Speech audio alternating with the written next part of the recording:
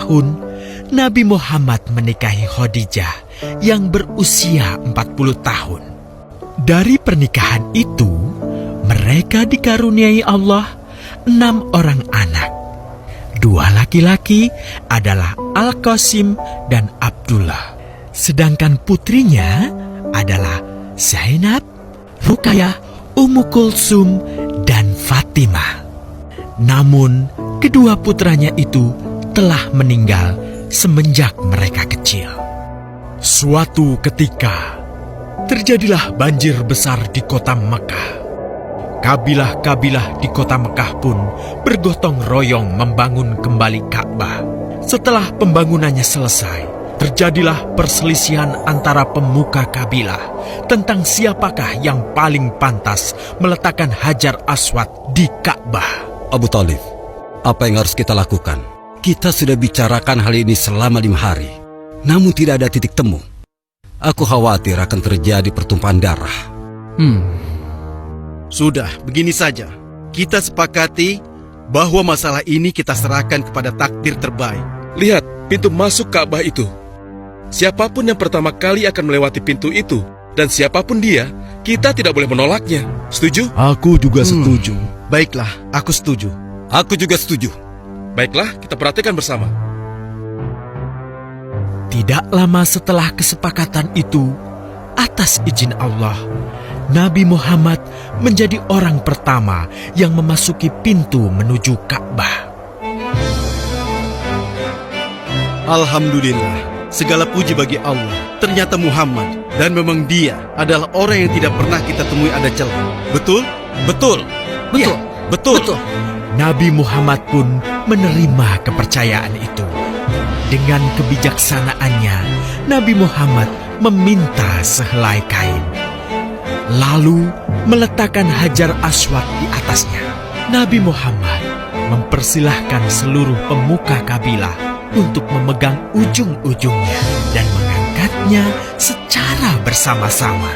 Setelah sampai pada sudut Ka'bah, giliran Nabi Muhammad meletakkan Hajar Aswad di tempatnya semula. Terhindarlah perpecahan di kota Mekah.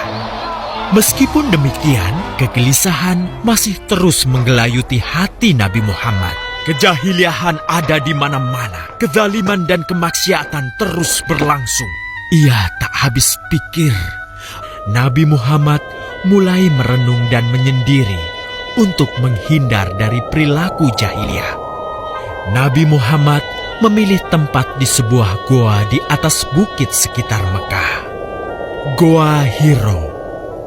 Dari mulut goa itulah Nabi Muhammad bisa memandangi kota Mekah yang dicintainya dengan pandangan yang lebih luas.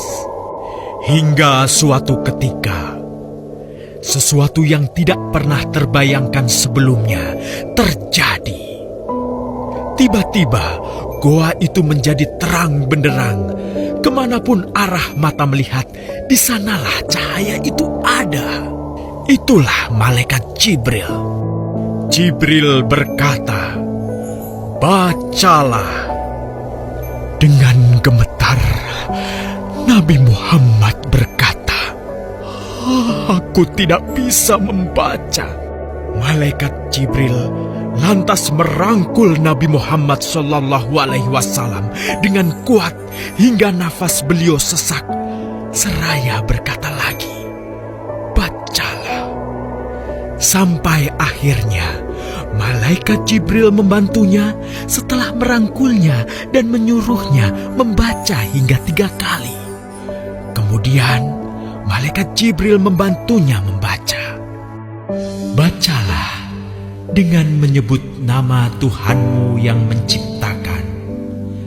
Dia telah menciptakan manusia dari segumpal darah. Bacalah, dan Tuhanmulah yang paling pemurah, yang mengajarkan manusia dengan perantaraan Al-Qalam.